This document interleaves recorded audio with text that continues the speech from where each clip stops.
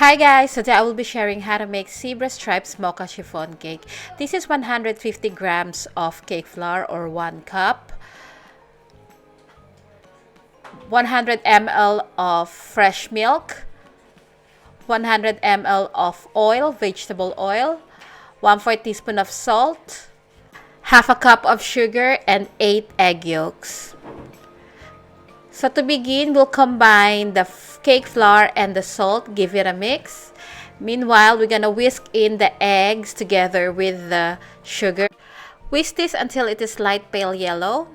Once you achieve this consistency, gradually add the milk, followed by the oil,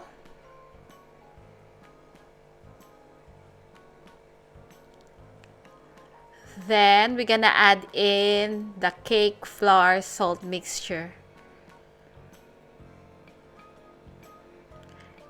We're just gonna add it all in, mix using a whisk, and then we will just set this aside. So this is 8 egg whites, half a cup of sugar, and half a teaspoon of cream of tartar. So we're gonna whisk the egg whites until it is frothy. Then once it is frothy, add the cream of tartar. Give it a mix for at least 1 minute, and then gradually add the sugar. Once the sugar is all in, continue beating until we reach the stiff peak stage. So we have reached the stiff peak stage. Let's make the coffee paste first. This is 1 teaspoon of water, half a teaspoon of cocoa powder, and 2 teaspoons of instant coffee. So combine the coffee and the cocoa powder, then add the water. Give this a mix until it is smooth paste. Just like this. Set this aside for a little bit. Now we're gonna combine the meringue and the egg yolk batter. We're gonna add the meringue in 3 additions using the folding method. As much as possible, do not overmix or else you're gonna deflate the air. Because we're not using baking powder or baking soda, only the air from the meringue to lift the cake up.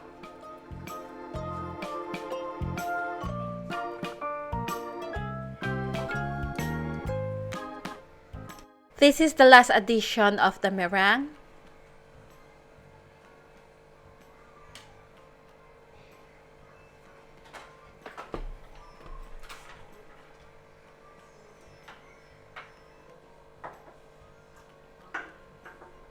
Now we're gonna divide the batter into 2.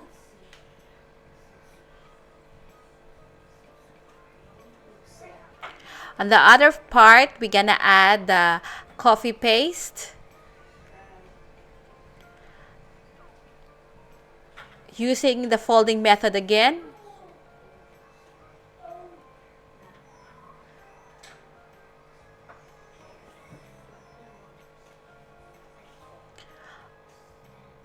Set this aside. For the other part of the batter, we're gonna add 1 teaspoon of vanilla. Again, to mix using the folding method. So we are now ready. So I've got a chiffon pan in here that I did not grease. So I'm putting 1 tablespoon on each side of the pan. On top of that, I'm putting the coffee flavored batter. And then on top of the coffee flavored batter, I'm adding the vanilla. So you just keep on doing this until you finish up with all the batter.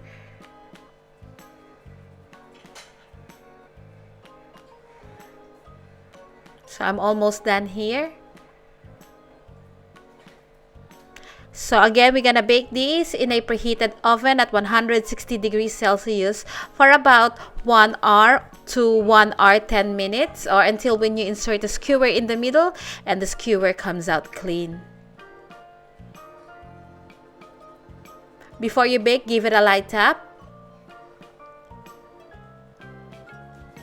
And this is what it looks like after baking.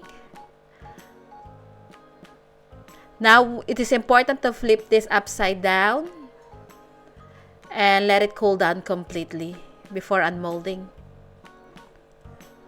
Now we're ready to unmold the chiffon cake. Using a knife or an offset spatula or a spatula, just run it on the side of the chiffon pan. And don't forget the middle and at the bottom of the cake.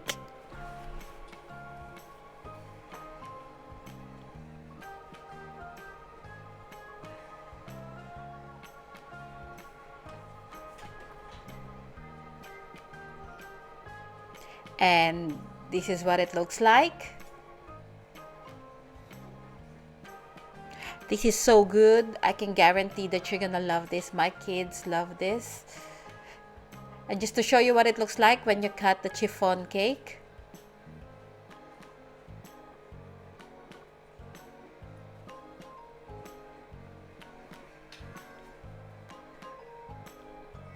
You can see the zebra pattern.